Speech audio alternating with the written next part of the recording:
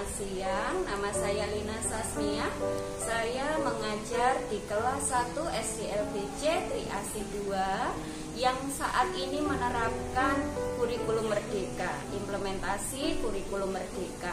Dan kemarin saya dan teman-teman guru yang lain mendapatkan materi yang cukup bagus dari Pak Indon Cahyono tentang budaya positif yang diterapkan di kelas-kelas. Tentunya saya juga menerapkan budaya positif itu di kelas dan ternyata memberikan efek positif juga untuk anak-anak. Tetapi mungkin untuk anak-anak berkebutuhan khusus membutuhkan waktu yang agak lama untuk terlihat perubahan secara konsisten. Terima kasih. Untuk budaya positif di kelas 4 ini, di dalam penerapannya itu bagus sekali.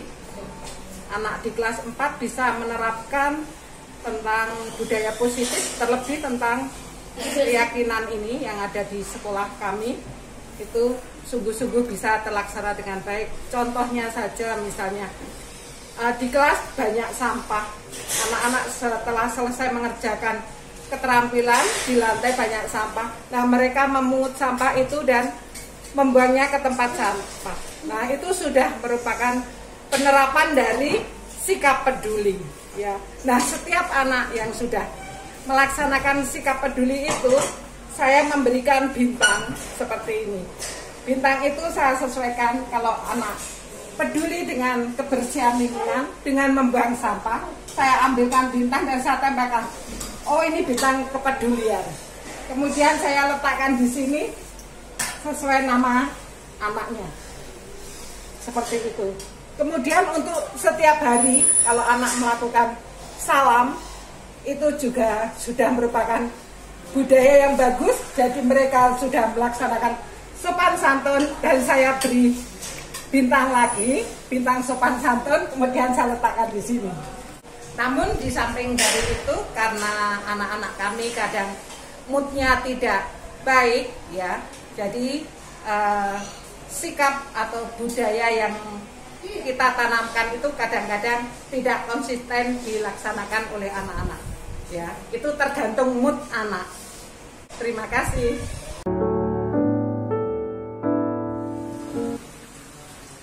Baik, selamat siang Bapak Ibu guru semuanya. Selamat siang. Semoga cukup ya waktunya ya, karena potong ya. Baik, tanpa mengulur-ulur waktu, hari ini kita akan sosialisasi ya, ini materi saya di CGP. Tapi sangat bagus sekali. Jadi dari satkernya dari sana memang membuat aksi nyata supaya budaya positif ini menjadi budaya yang nyata di sekolah-sekolah dengan CGP yang ada.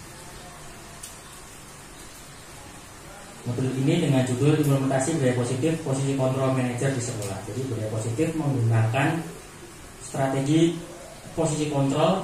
Jadi posisi kontrol ada 5, nanti akan saya jelaskan. Yang paling tinggi adalah posisi kontrol manajer untuk mengimplementasikan budaya positif.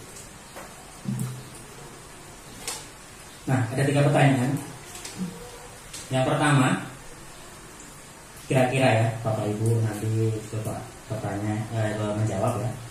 Hukuman dapat mendisiplinkan anak. Menurut Bapak Ibu, hukuman dapat mendisiplinkan anak, betul tidak? Betul. Betul. Bisa jadi, betul, boleh. Jawab saja, tidak masalah. Yang kedua, pemberian hukuman dengan hal positif, dihukum dengan hal positif, seperti membaca, membersihkan halaman sekolah dapat meningkatkan disiplin anak. Dihukum tapi hal-hal positif dapat mendisiplin anak, ya tidak? Ya, oke ya. Tulis dulu, nanti kita akan coba lagi apakah jawabannya akan berbeda. Nomor 3, memberi penghargaan. Ini tingkatannya lebih makin sopan lagi, makin betul. Memberi penghargaan dapat meningkatkan motivasi belajar anak. Memberi penghargaan. Siapa yang biasa memberi penghargaan di kelas? Dulu tadi. Bu Ani. Pernah apa Bu? dia bisa melakukan praktek gitu, saya kasih reward. Rewardnya apa? Berupa makanan. Boleh. Terus Ujian. ujian, apresiasi ya. Oke. Baik, terima kasih atas inputnya. Nah, ini kata Bapak kita, Bapak Pendidikan Ki Hajar Dewantara. Beliau dalam bukunya ya, oke ya, di mana ada kemerdekaan, disitulah harus ada disiplin yang kuat. Sungguh pun disiplin itu bersifat self-disiplin. Self-disiplin itu self, diri sendiri ya, disiplin.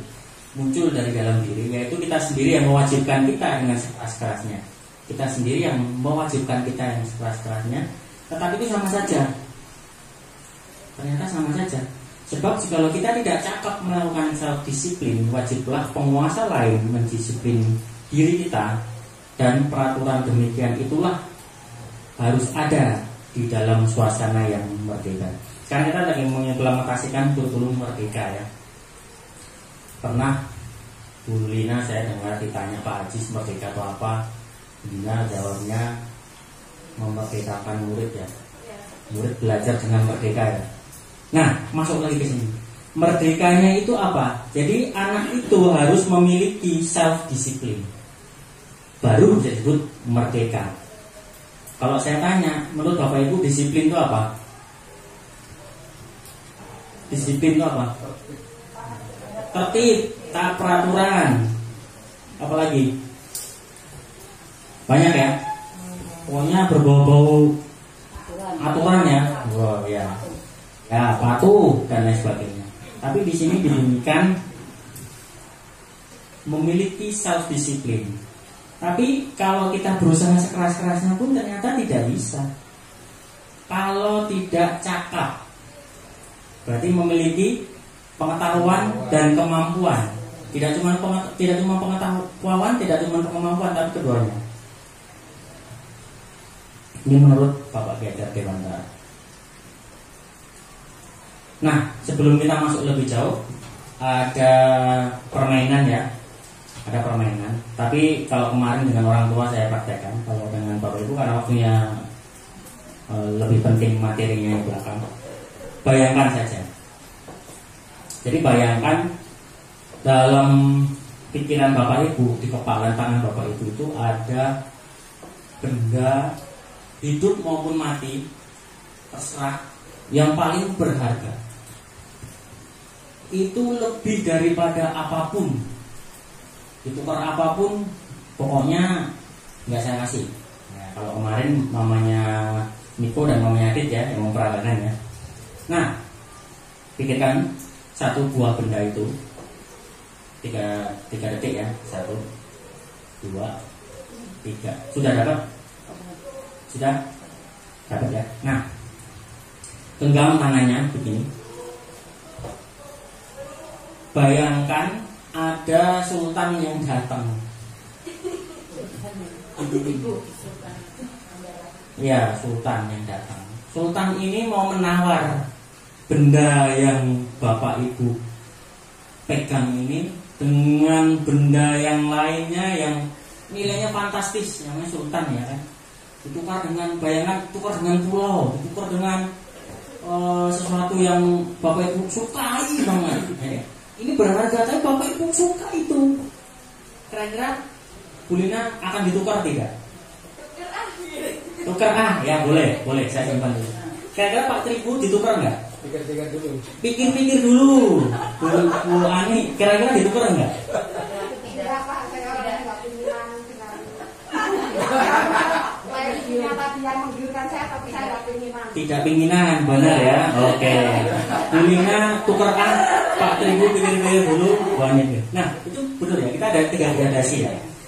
Berarti menurut Bapak Ibu punya kontrol nggak untuk membuka atau menutup tangan ini terus? Punya ya. Dan yang menawarkan Bapak Ibu itu punya kendali tidak untuk Bapak Ibu supaya membuka menutup? Punya pengaruh. Tapi yang membuka dan menutup siapa? Godaan seberat apapun, setinggi apapun dan lain sebagainya itu hanya memicu, tapi intinya yang berhak membuka dan menutup tetap diri kita sendiri. Nah, itulah seperti itu ya. Contohnya ya. Saya tanya, Bu Lina, benda apa yang berharga tadi? Yang benda tadi yang berharga apa? Mobil doang, nggak apa-apa. Mobil. Patri apa yang boleh. apa benda berharganya? Emas. Emas. Bu Ani tadi kan nggak mau dibuka, ini terus bagus. Bu Ani apa benda yang berharganya kamu? Apa Bu Ani? Saya cuma pulpen Bapak. Pulpen. Oh, kayaknya nggak boleh dibuka. Ya, pasti sangat berharga ya. Pulpennya pasti hadiah dari Oh iya. Bukan dari ya memiliki histori yang sangat-sangat ya, sehingga membuat Bu Ani menjadi guru yang hebat sekarang ini. Baik.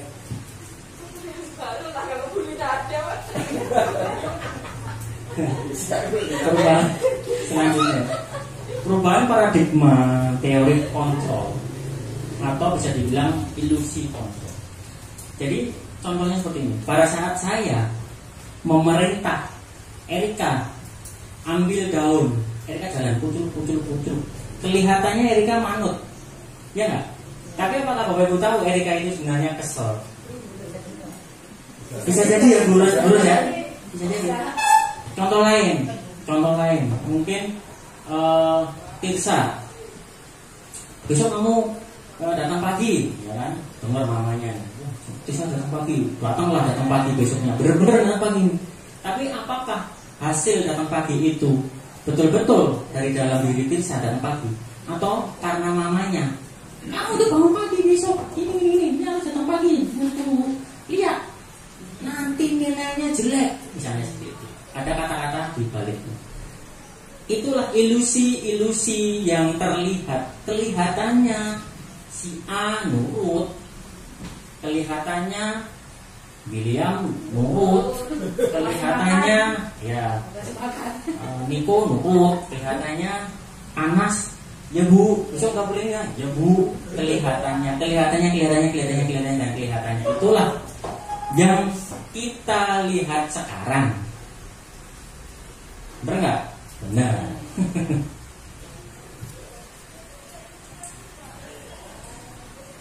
Nah, tadi saya sempat bertanya kalau itu ya. Sebenarnya yang memiliki kontrol itu siapa? Diri kita sendiri. Jadi ada dua versi ya. Yang lama itu stimulus sama respon. Setiap kali kita dikasih cubit, kita langsung merespon. Sakit Pak. Tapi kalau teori kontrol kita beda. Kalau stimulus respon, kita mencoba mengubah orang agar berpandangan sama dengan kita. William, tulis tangan lipat supaya sama dengan kita. Maksudnya supaya konsentrasi yang kita mau, yang kita maksud. Tapi pada saat teori kontrol, kita berusaha memahami pandangan orang lain tentang dunia. Oh, William tidak mau memperhatikan saya itu karena saya itu ngajarnya kurang menarik. Beda ya. Yang satu, ya udah, pokoknya saya ngajar begini.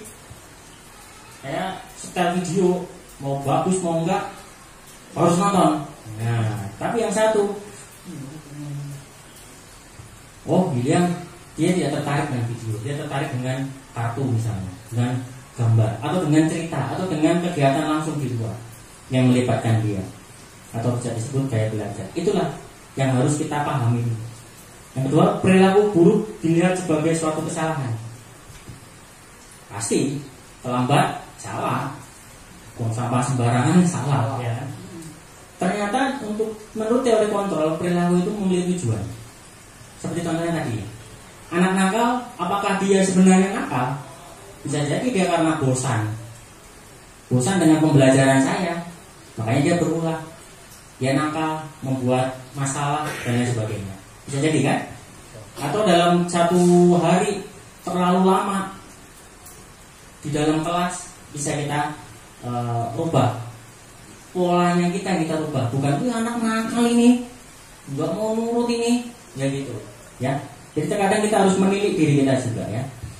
Kemudian orang lain bisa mengontrol saya, enggak. hanya Anda yang bisa mengontrol diri Anda. Tadi mau pulpen, kalau saya nggak kasih buka ya nggak kasih. Sekalipun diberi pulau ya Bu Ani ya, ini pulpen berharga banget. Tapi pada satu sisi, saya punya berharga menurut saya mobil Rolls Royce ya kan, mobil mewah. Saya ternyata ditawar orang sekian, saya kasih. Yuk nggak masalah buat saya, ya kan?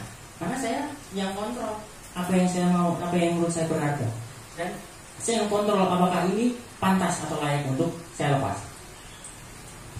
Kemudian pemaksaan ada pada saat bujukan gagal. Wah ya kan biasanya begitu. Kalau udah bujuk, ayo Bil belajar, ya udah pelan ya kan, naik lagi merahnya. Bil ayo cepat, kalau enggak nih baru gebrak nih capwok. Nah pemaksaan gitu. Ya saya juga makanya. Jadi salah ini. Oh iya. Ternyata kolaborasi dan konsensus menciptakan pilihan-pilihan baru. Namanya kolaborasi ini nanti akan kita pelajari di setelah ini ya, nanti tentang posisi kontrol manager. Jadi kemarin saya dengan Bu Yatni sudah sempat ini ya, Bu Yatni sudah sempat tahu ya caranya bagaimana. Dan nanti saya akan tunjukkan video hasilnya, semoga nggak mengadat lagi ya. Model berpikir mengapalah. Kalau teori kontrol, model berpikir kalau bahasa sekarang win-win solution. Bagaimana kita bisa mengalahkan sesuatu, bagaimana kita bisa menemukan solusinya, bagaimana kita bisa menemukan supaya kita bisa menang. Seperti itu.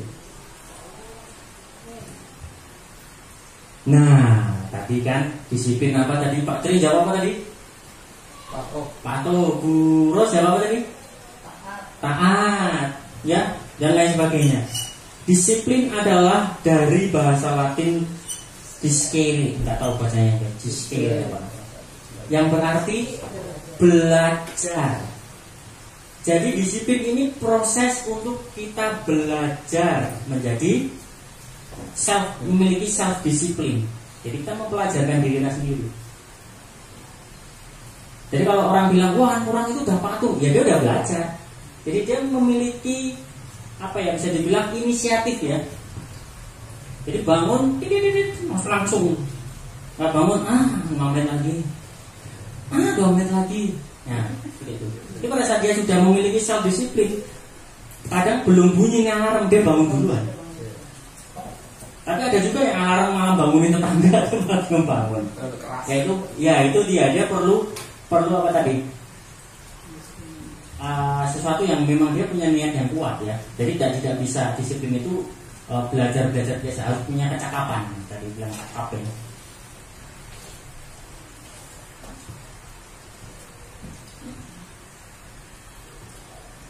Nah, disiplinnya ke arah mana? Kalau kita di kemarin saya guru penggerak itu diberi 6 sekolah-sekolah ya. 6 sekolah dan institusi yang mereka memiliki nilai-nilai kebajikan. Yang kemarin Bapak Ibu bersama-sama dengan anak-anak mewarnai nilai-nilai kebajikan itu. Ada banyak sekali rentetan nilai-nilai kebajikan yang sebenarnya itu salah satu formula atau rangkuman ya di 6 profil pada Pancasila.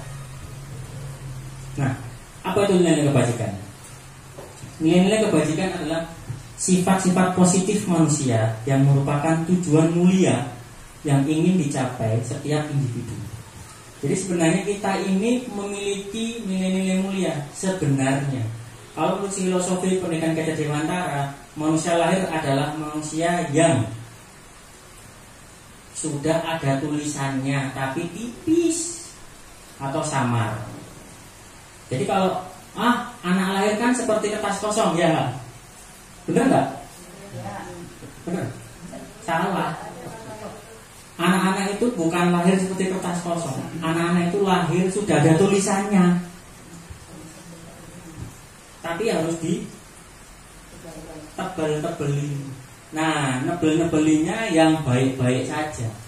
Itu kenapa pengaruh lingkungan, sekolah, rumah, keluarga itu akan menebalkan mana yang negatif dan positif berdasarkan tingkat kondisi lingkungan tersebut.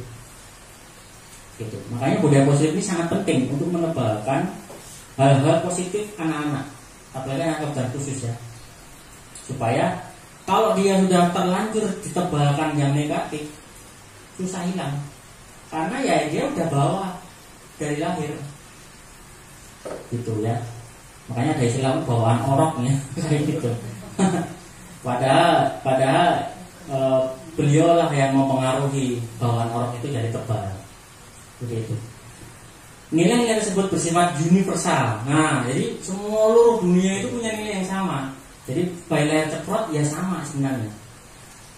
Lintas bahasa, lintas suku, bangsa, agama maupun latar belakang. Setiap perilaku atau perbuatan memiliki suatu tujuan. Menurut Dr. William Glasser, bukan William murid saya, pada teori kontrol tahun 1984. Dengan mengaitkan nilai-nilai kebaikan yang diyakini seseorang, maka motivasi intrinsiknya akan terbangun sehingga menggerakkan motivasi dari dalam untuk dapat mencapai tujuan mulia. Nah, ini dia. Jadi perilaku atau perbuatan memiliki suatu tujuan. Makanya tugas kita di kelas memperhatikan perilaku anak-anak itu, bukan menjadi sesuatu yang salah, tapi kita mencari tahu kenapa Anas begini, kenapa William begitu, kenapa Irsa begitu, kenapa Samuel begitu, di luar pengaruh autisnya ya, di luar pengaruh autisnya ya, karena itu di luar kendalinya dia juga. Sehingga dengan mengaitkan nilai kebaikan diyakini, maka motivasi intrinsiknya akan muncul. Jadi perilakunya dikaitkan dengan nilai kebajikan. Nilai kebajikan yang kita yakini kemarin ada 5. Moga-moga setelah ini Bapak Ibu bisa mencoba, terserah mau dibuat lagi atau minta tolong print Pak Boy atau membuat sendiri tulisan tangan, tempel di sudut atau tempel di papan, silakan. Jadi saat kali anak masuk, saat kali anak belajar, apresiasinya tunjukkan ke nilai. Anak-anak tadi siapa yang buang sampah di tempat sampah? Saya misalnya gitu. Ya udah, berarti kamu meyakini nilai-nilai peduli. Siapa yang tadi berangkat tepat waktu? Saya pak. Berarti kamu meyakini nilai-nilai tanggung jawab. Siapa yang memesan PR? Saya. Sama tanggung jawab. Pagi kita doa, kita akan terus. Karena apa? Saat itu menjadi kebiasaan terus menerus. Kan tadi Pak Ki Hajar Dewantara bilang kan, pemerintah dari luar yang akan memaksa kita dulu. Jadi kita buat itu jadi rules dulu, aturan dulu. Kita dipaksa dulu. Tapi kita harus tegakkan sedikit. Nanti lama-lama menjadi kebiasaan. Dan kebiasaan kita juga sebagai guru untuk selalu mengapresiasi sesuai dengan nilai-nilai positifnya. Bagus memberikan benda, bagus memberikan ujian, reward, bagus. Tapi itu nanti akan membawa dampak juga. Nah, saya lanjutkan dulu. Nilai-nilai kebajikan yang dicapai oleh staf anak Indonesia kita kenal dengan profil pelajar Pancasila ya. Ada 6: beriman, bertakwa, mandiri, bernalar kritis, berkebinekaan global, bergotong royong, dan kreatif. Nanti kita akan gali ini lagi pelan-pelan ya, karena kan kita IKM masih meraba-raba, tapi tidak apa-apa, kita sudah mau maju, sudah mau memilih, sudah bagus sekali. Selanjutnya, nah ini yang saya maksud tadi. Jadi teori motivasi perilaku manusia ini nggak ada yang kemarin di orang tua. Jadi ada 3. Apakah Bapak Ibu atau anak-anak menurut Bapak Ibu melakukan sesuatu hal yang menurut Bapak Ibu menurut karena untuk menghindari ketidaknyamanan atau hukuman? Kamu besok kamu datang terlambat, besok nggak dapat bakso. Awas ya, nanti pulang nggak dijemput bapak. Dia manut kan? Jadi manut nggak? Tapi untuk menghindari ketidaknyamanan. Yang kedua, untuk mendapatkan imbalan dari orang lain. Besok masuk, yang datang pertama dapat sembako, rebutan nggak? Tapi saat sembakonya nggak ada, datang pertama nggak? Kemudian di satu kelas ada 5 anak. Yang nomor 1 dapat nilai sekian, dapat sekian. Yang misalnya anak tersebut memiliki potensi, ya dia akan dapat terus. Tapi pada saat anak yang lain yang mungkin potensinya kurang, misalnya di pembelajaran matematika misalnya, dia akan semakin terpuruk karena dia rewardnya nggak dapat. Makanya saya kadang senang dengan teman-teman yang dikasih hadiah semua, itu bagus. Jadi jangan, kalau reward ya jangan satu, semua. Kemudian untuk menghargai diri sendiri. Nah ini ada pembagian motivasinya ya. Kalau untuk menghindari tak nyaman dan hukuman itu motivasi eksternal. Jadi kita yang membuat anak ini takut. Itu tadi kembali ke ilusi ya. Kita kelihatannya membuat anak ini patuh, padahal karena takut. Karena takut nggak jemput, karena takut nggak dapat bakso, karena takut lain sebagainya. Tapi dia jadinya patuh. Yang kedua, motivasi eksternal lagi untuk mendapatkan imbalan. Besok masuk ya, nanti juara 1 dapat piala, piagam. Berangkat ya, lari kenceng dia. Tapi dengan piagam nggak ada, target terus.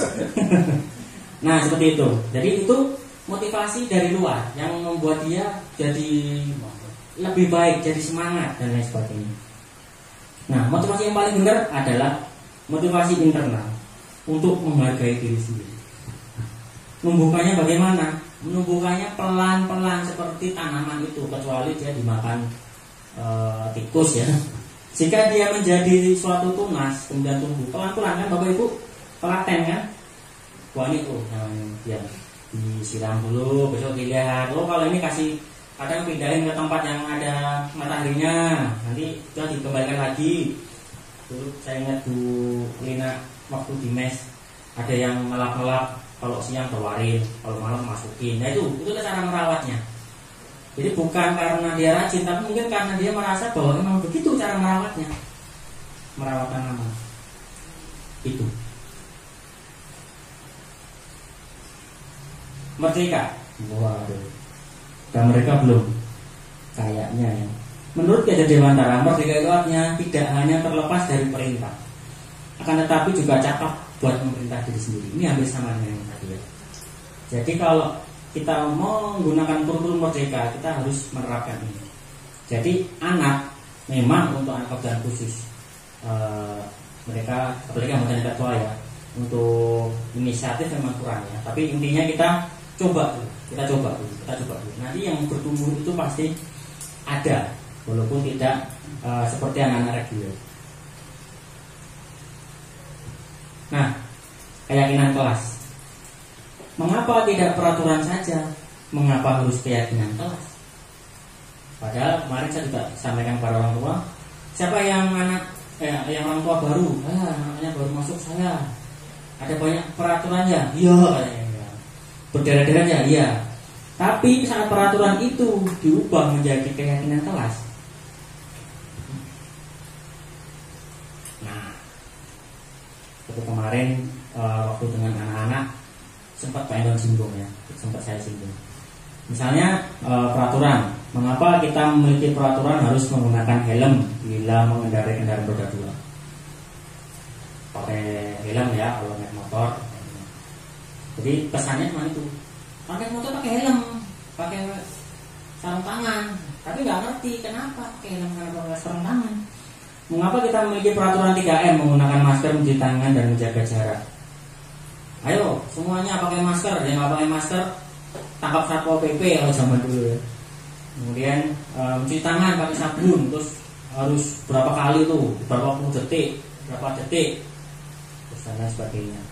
Terus mengapa kita memiliki peraturan harus datang tepat waktu pada saat mengikuti peraturan? Loh, datang jam 7 ya jam 7. Kenapa?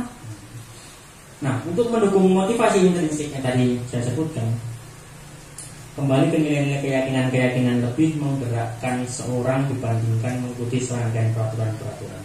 Jadi kalau orang itu oleh peraturan, makanya ada statement peraturan itu untuk dilanggar. Kalau lampu merah, jangan cinggung, nggak ada yang pakai seragam abu-abu bu ya udah plus ya Pak ya. Iya, ada perang letter U di strip tengok belok set ya kan. Tapi pada saat saya mempelajari hukum waktu itu ya, peraturan ya bener-bener aja ya nggak masalah kan peraturannya. Maka nilainya lebih tinggi, nilai-nilai keyakinan ya. Jadi pada saat peraturan itu disampaikan, apa nilai keyakinannya? Misalnya menggunakan helm, nilai-nilai keyakinannya adalah keselamatan. Jadi untuk supaya kita selamat kita menggunakan helm, memakai sepatu. Kayak sekarang kan aturannya naik motor harus pakai sepatu. Kalau nggak pakai sepatu ditilang. Kenapa? Kan gitu, harusnya jaga keselamatan, gunakan dan lain sebagainya.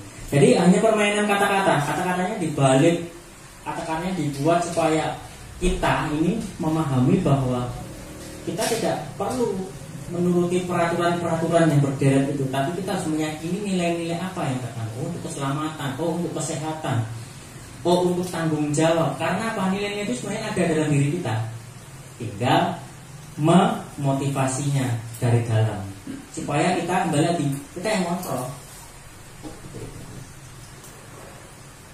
Nah, ini adalah lingkaran supaya menjadi sebuah budaya positif. Awalnya peraturan karena kita lahir dari peraturan. Pasti dari kecil, misalnya anak saya pulang atau main jangan jauh-jauh, itu sudah peraturan. Baru masuk sendalnya dicopot, itu peraturan lagi. Masuk jam 5 mandi, peraturan lagi. Kita dari kecil itu sudah familiar dengan peraturan. Tapi apakah kita ngerti maksud-maksudnya itu?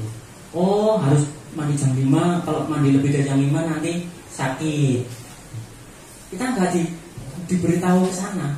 Oh, saya main nggak boleh jauh-jauh karena saya masih kecil, nanti bahaya. Nggak diberitahu seperti itu. Oh, saya harus lepas sendal kalau masuk ke rumah supaya rumah tetap bersih dan lain sebagainya. Kita tidak diberitahu. Kita hanya diberi aturan.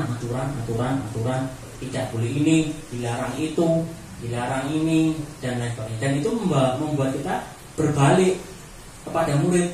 Gak boleh, awas, jangan sampai siapa Samuel itu datang aja. No. Itu dari mana? No itu. Kalau nggak dari yang sebelumnya. Nah itu. Nah, dari peraturan kita kembangkan menjadi keyakinan kelas. Kemarin kata fasilitator kami, Pak Didi Sugianto, dan melalui pembelajaran mandiri, saya menangkap bahwa keyakinan kelas kita ubah dari peraturan kelas tadi. Sebelumnya sudah dimodifikasi dengan kesempatan kelas ya, Bu Lina dan Bu Ani, sepertinya saya lihat sudah ada. Itu kita ubah lagi menjadi sebuah keyakinan yang juga bagian dari profil pelajar Pancasila. Nah, jika setelah sudah terpampang keyakinan-keyakinan tadi dan mereward kegiatan siswa, mereward perilaku siswa itu ke arah keyakinan-keyakinan tadi yang saya sebutkan tadi ya, rewardnya, oh kamu berarti ini. Misalnya Alim tuh pintar sekali, berarti kamu udah menjalankan keyakinan tanggung jawab, kamu hebat. Alim misalnya nyapu atau misalnya mengungut sampah di bawah di lantai, kamu hebat sekali, kamu sudah peduli dengan lingkungan dan lain sebagainya. Dan ini ya, untuk membentuk sekolah aman, sekolah nyaman, ada lingkaran budaya positif. Supaya terjadi budaya yang positif membutuhkan lingkungan kelas yang positif. Supaya kelas menjadi sebuah lingkungan atau ekosistem yang positif dibutuhkan keyakinan kelas. Keyakinan kelas berdasar dari peraturan kelas. Peraturan yang ada, peraturan yang berderet, yang Bapak Ibu pernah ketahui juga pada saat duduk di bangku sekolah, itu juga masuk ke sini. Tapi kita cari kita gali kembali. Mengapa saya harus datang tepat waktu? Mengapa saya harus pakai seragam? Mengapa dan mengapanya menjadi sebuah keyakinan. Oh, gitu nanti. Nah, ini dia. Contoh. Peraturan selalu kembalikan buku ke tempatnya. Keyakinannya adalah tanggung jawab. Oh, berarti dengan saya mengembalikan buku ke tempatnya, saya melakukan tanggung jawab. Dilarang mengganggu orang lain. Oh, keyakinannya kalau saya tidak mengganggu orang lain di kelas, saya tidak mengganggu orang lain di luar kelas, berarti saya melakukan menghormati orang lain. Pak, keyakinan kelas dari mana? Keyakinan kelas itu dari nilai-nilai kebajikan universal. Kalau di Indonesia kita sekarang ya di IKM, saya mau tunjuk ke sini karena saya ingatnya ada 2 orang di sini ya. Itu profil pelajar Pancasila. Bapak Ibu pernah dengar ya? Ada yang pernah dengar ya? Ya. Profil pelajar Pancasila itu ada 6. Yang pertama, beriman, bertakwa kepada Tuhan Yang Maha Esa dan berakhlak mulia. Yang kedua, berkebinekaan global. Yang ketiga, gotong royong. Yang keempat, bernalar kritis. Yang kelima, mandiri. Yang keenam, kreatif. Pengen apa? Biasa suruh makan itu sama di pendidikan guru penggerak. Nah, di situ ada dimensi-dimensi, ada elemen-elemennya lagi. Nah, itu nanti mengerucut kepada yang tadi Bu Lina sebutkan P5. P5 ini adalah proyek penguatan profil pelajar Pancasila. Jadi betul bukan produk, tapi proyek penguatan karakter. Karakter tanggung jawab, menghormati orang lain dan berkomitmen. Kemudian dilarang melakukan kekerasan, pakai helm saat naik motor itu keselamatan. Jadi anak ini memahami, oh, jadi saya pakai helm itu biar selamat. Oh, saya pakai masker, pakai hand sanitizer itu biar sehat. Dan saat saya pulang tetap sehat itu saya bawa, gitu ya. Dan lain sebagainya. Ini ada dalam menggunakan narkoba dan sebagainya. Ini memang saya gabung dengan guru-guru reguler ya, ada guru SMA, ada guru SMP dan sebagainya. Seperti itu. Jadi peraturan yang ada itu dibuatkan keyakinannya. Mengapa? Jadi pada saat anak ini tidak hanya dia diberi instruksi, tapi dia menginstruksi dirinya. Oh, saya melakukan ini untuk saya, bukan untuk supaya tidak dihukum lari keliling lapangan. Oh, itu nggak ada ya. Itu zaman saya dulu. Terlambat suruh lari, terlambat suruh pegang telinga dan lain sebagainya. Jadi ya Bapak Ibu ya. Nah, keyakinan kelas ini kemarin hari Senin ya, pas Selasa ya, saya lupa ya. Itu kami sudah membuat dengan anak-anak ya, dan sekarang anak-anak ini sedang menghias kelasnya masing-masing dengan keyakinan kelas. Ada 7 nilai-nilai kebajikan universal yang kami sepakati. Nanti Bapak Ibu bisa kalau sudah jadi mampir-mampir kelas atau nanti minta tolong gurunya di kelas untuk memotret ya. Dan saya sih pengennya ya anak-anak ini bisa menghafal. Pengennya aja. Minimal ya bersama-sama mengetahui ya, supaya menjadi kembali lagi tadi. Nah, supaya keyakinan kelas ini menjadikan lingkungan kelas lingkungan yang positif.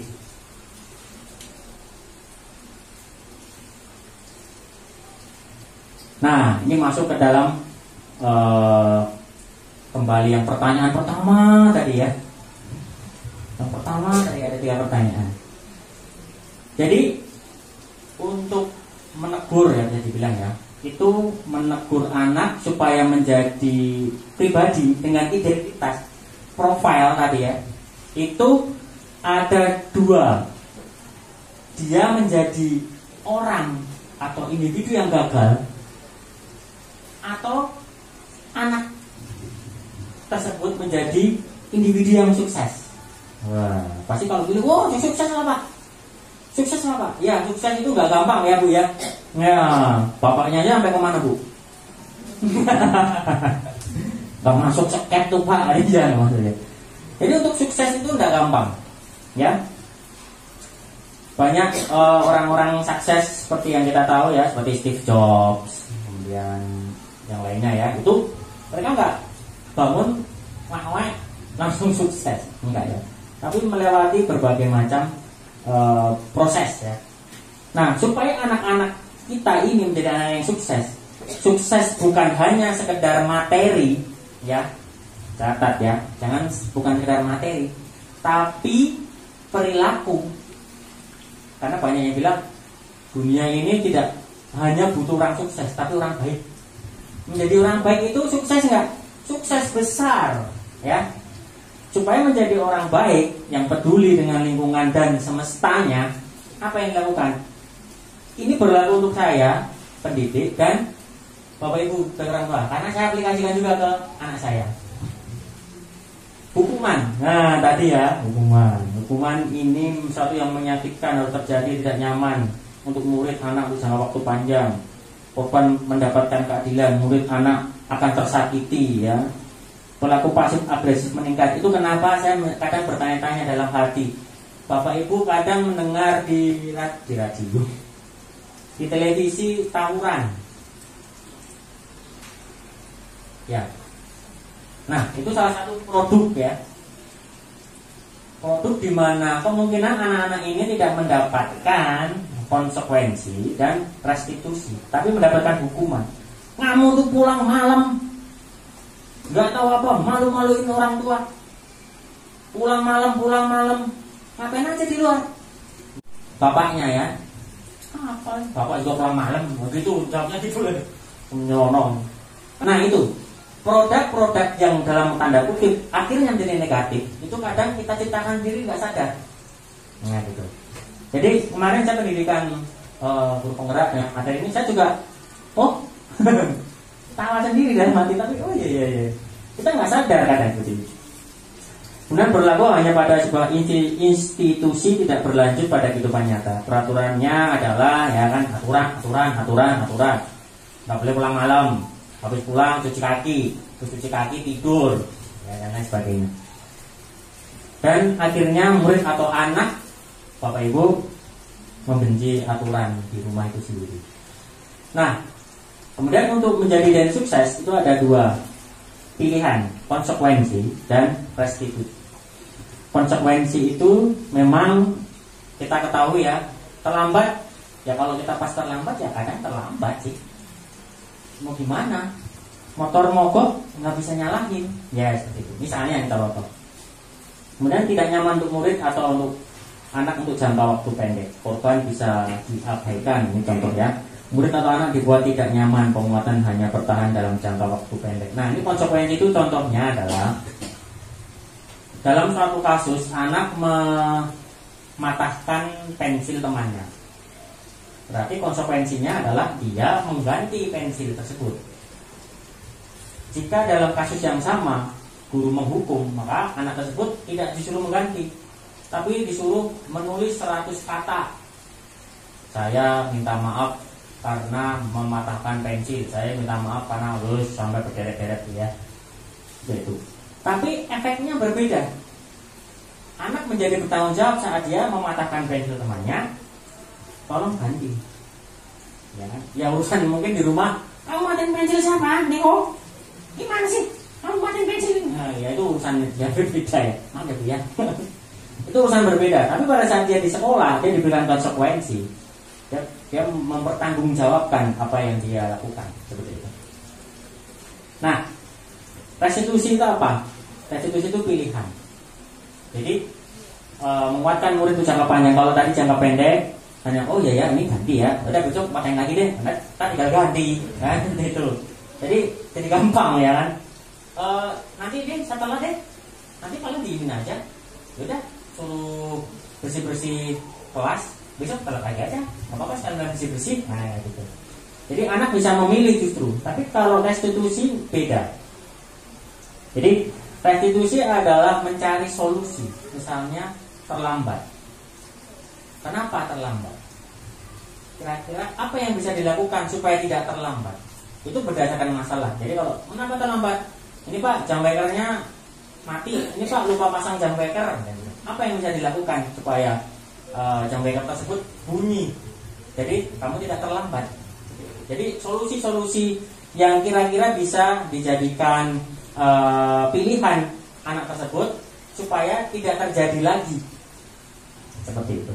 Jadi menumbuhkan kepercayaan dirinya ya. Jadi murid atau anak mendapatkan penguatan.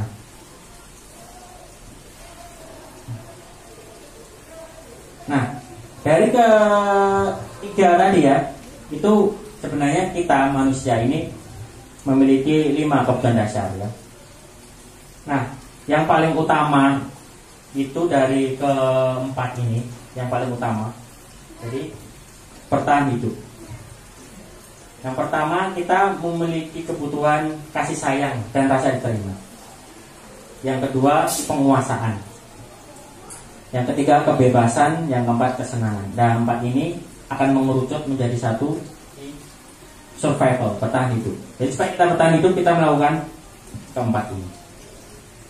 Karena tanpa kita terpenuhi kebutuhan hidup kita, pasti kita akan melakukan hal-hal yang aneh, yang bisa dibilang akhirnya melanggar. Contohnya di rumah saya tidak orang tua pergi, orang tua dinas, orang tua jarang pulang.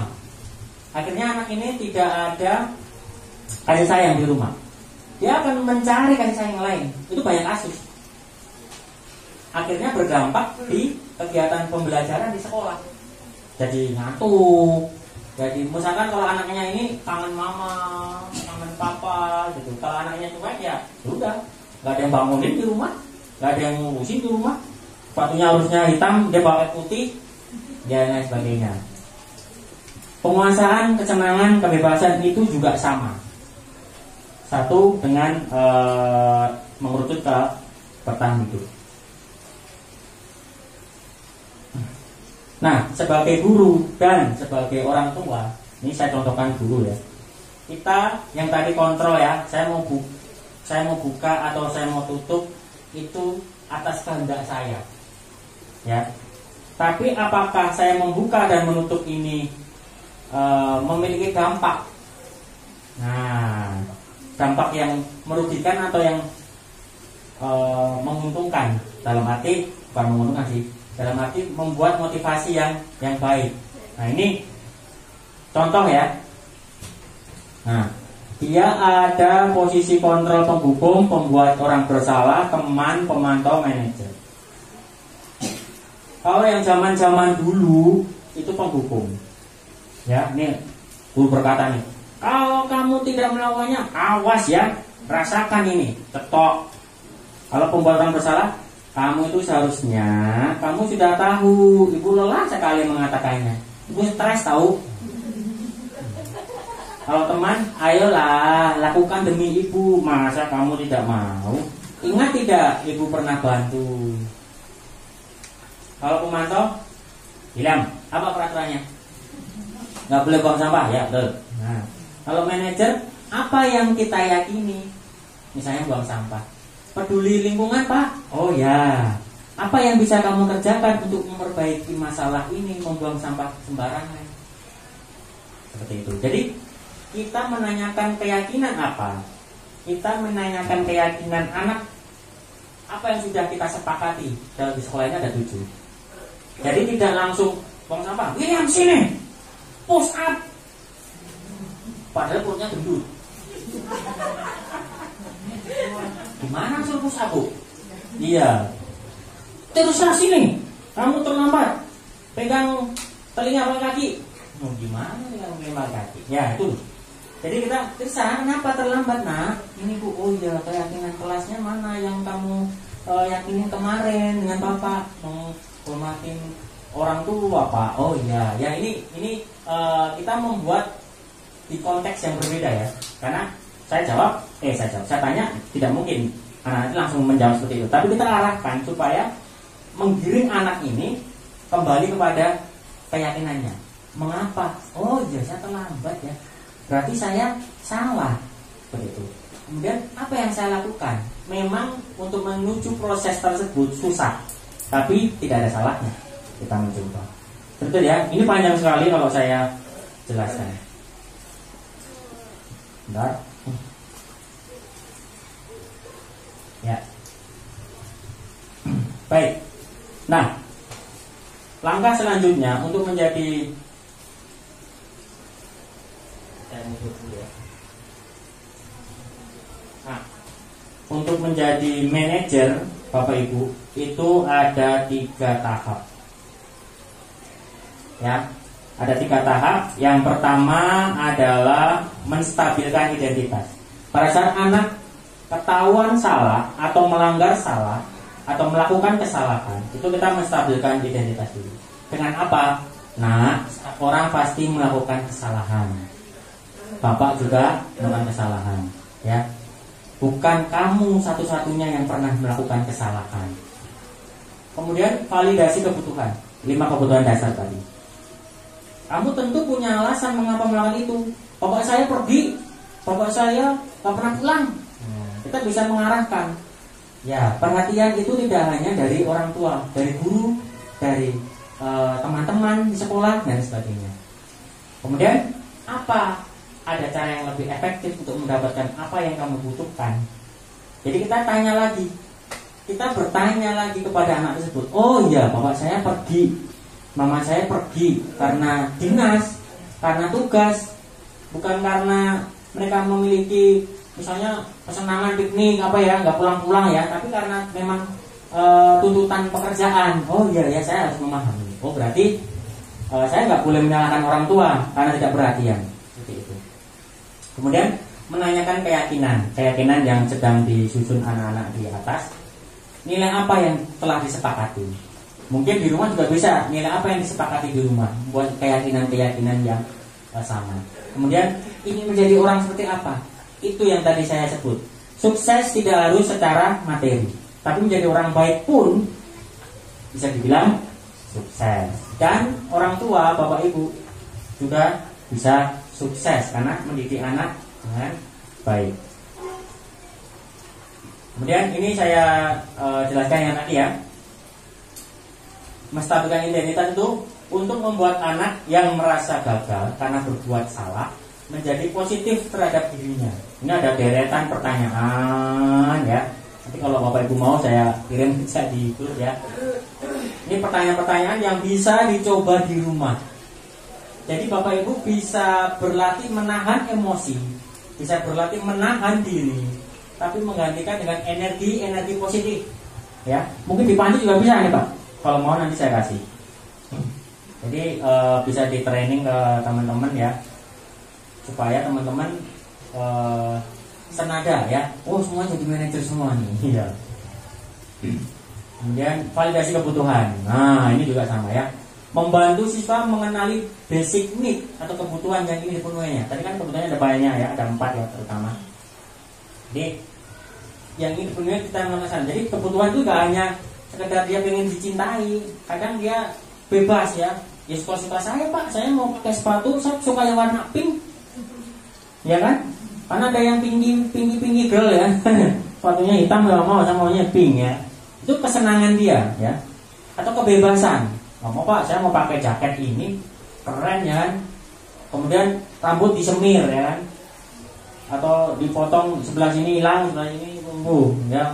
Keren Pak, kebebasan dong kan gitu. Tapi kita bisa memvalidasi kebutuhan-kebutuhan itu.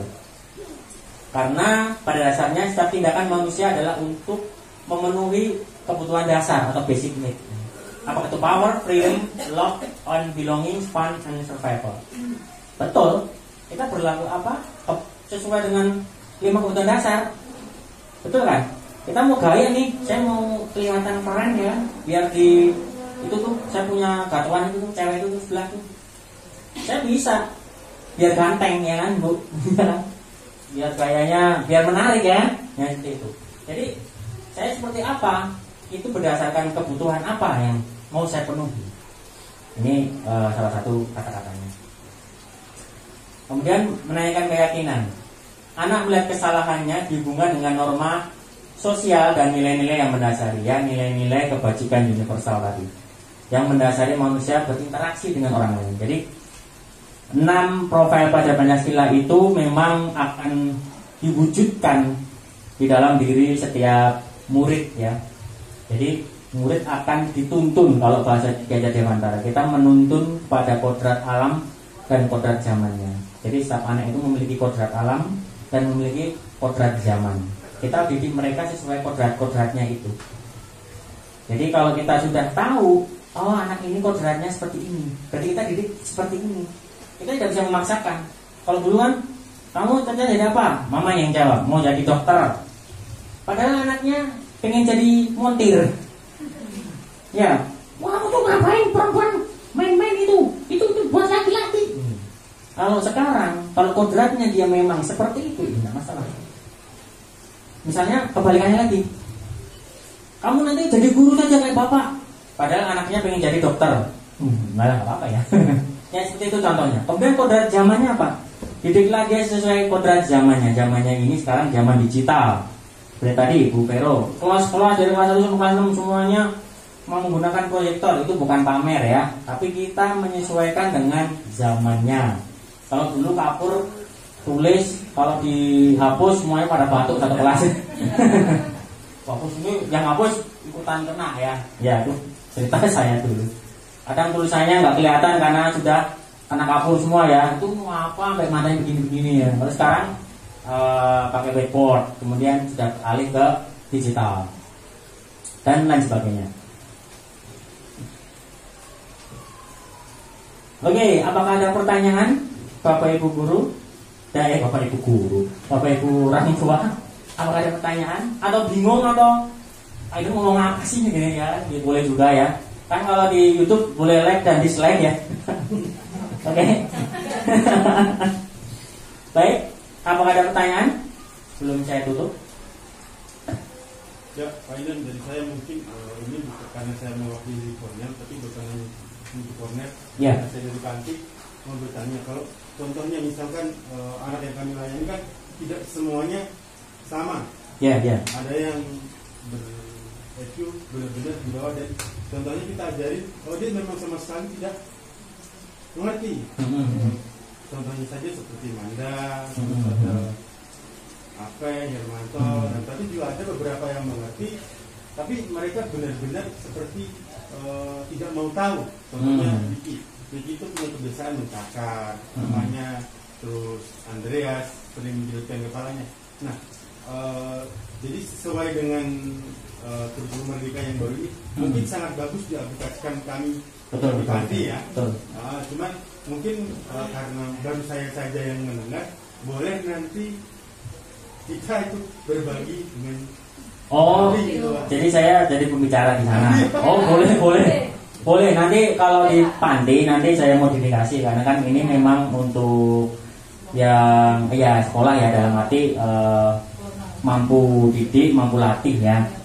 Nanti boleh seperti ini. Jadi nanti saya fokuskan beberapa, atau mungkin saya tambahkan supaya lebih kontekstual ya, kontekstual dengan kondisi di Panti. Boleh Pak, silakan. Nanti kita jadwalkan dengan Bu Vero, karena memang saya silakan mengimbaskan ke sebanyak-banyaknya gitu. Jadi untuk sementara karena orang tua ya biar apa? Jadi kita ada kolaborasi Bapak Ibu ya, kolaborasi kepala sekolah, guru, dan orang tua, supaya ada konsistensi di sekolah dengan di rumah. Di sekolah misalnya kita menggunakan posisi kontrol manager, di rumah kamu ini nggak mengerjakan PR, nggak sama dong. Ibu di sekolah nggak ada yang cewek-cewek, biarin. Aduh, masa kita begitu. Jadi ada sinergi antara orang tua dan sekolah, ada sinergi supaya konsisten. Jadi sekolah begini, rumah diusahakan juga seperti ini. Walaupun kita tahu ya, rumah dulu saya pernah, Pak, kita tuh PJJ itu guru ngajar, orang tua sambil masak. Adik, bisa? Ya, masih gunungan sini. Masih pakai kebaya ya kan? Itu pencet yang itu, kosong lah tuh. Ya kita tahu ya. Jadi kondisi di rumah dengan sekolah memang berbeda.